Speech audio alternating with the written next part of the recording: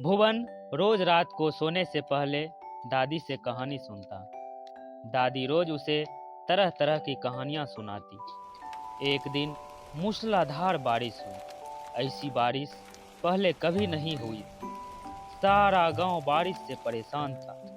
दादी की झोपड़ी में पानी जगह जगह से टपक रहा था, टिप टिप टिप टिप। इस बात से बेखबर पोता दादी की गोद में लेटा कहानी सुनने के लिए मचल रहा था। दादी खींच कर बोली, अरे बचवा, का कहानी सुनाए?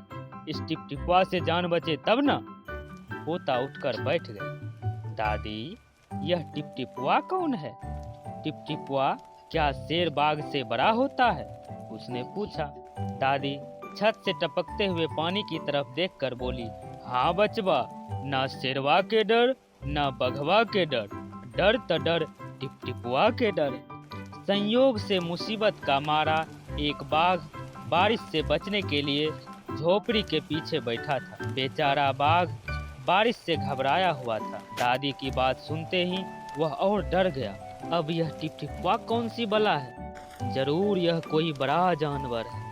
तभी दादी शेर बाघ से ज्यादा टिपटिपवा से डरती हैं। इससे पहले कि वह बाहर आकर मुझ पर हमला करे, मुझे ही यहाँ से भाग जाना चाहिए। बाघ ने ऐसा सोचा और झटपट वहाँ से दुम दबाकर भाग चला। उसी गांव में भोला भी रहता था। वह भी बारिश से परेशान था। आज सुबह से उसका गधा गायब था। सारा दिन वह बारिश में भीगता रहा और जगह जगह गधे को ढूंढता रहा, लेकिन वह कहीं नहीं मिला। भोला की पत्नी बोली, जाकर गांव के पंडित से क्यों नहीं पूछते? वे बड़े ज्ञानी हैं, आगे पीछे सबके हाल की उन्हें खबर रहती है। भोला को पत्नी की बात जच गई। अपना मोटा लठ उठाकर वह पंडित जी के घर की तरफ चल पड़ा।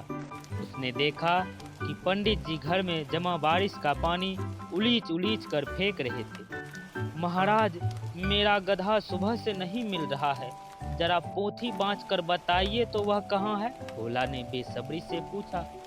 सुबह से पानी उलीचते उलीचते पंडित जी थक गए थे। भोला की बात सुनी तो झुंझला पड़े और बोले, मेरी पोथी में तेरे गधे का पता ठिकाना लिखा है क्या, जो आ गए पूछने? अरे जा कर ढूंढ उसे किसी गढ़ई पोखर में। और पंडित जी लगे फिर पानी उलीचने। भोला वहां से चल दिया। चलते चलते वह एक तालाब के पास पहुंचा। तालाब के किनारे ऊंची ऊंची घास उग रही थी। भोला घास में गधे को ढूंढने लगा। किस्मत का मारा बेचारा बाघ टिपटिपवा के डर से वहीं घास में छिपा बैठा था। भोला की नजर बाघ पर पड़ी। अंधेरा और बारिश के कारण साफ दिखाई नहीं दे रहा था। भोला को लगा कि बाघ ही उसका गधा है। उसने आओ देखा न ताव और लगा बाघ पर मोटा लठ बरसाने।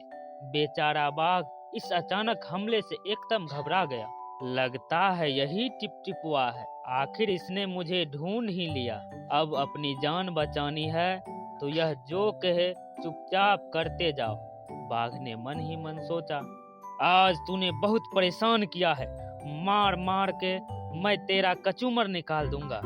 ऐसा कहकर भोला ने बाघ का कान पकड़ा और उसे खींचता हुआ घर की तरफ चल दिया। बाघ बिना चूं चपर किए भींगी बिल्ली बना भोला के पीछे पीछे चल दिया। घर पहुंचकर भोला ने बाघ को खूंटे से बांध दिया और सो गया। सुबह जब गांव वालों ने भोला के घर के बाहर खूंटे से एक बाघ को बंधा देखा तो उनकी आंखें खुली की खुली रह गई।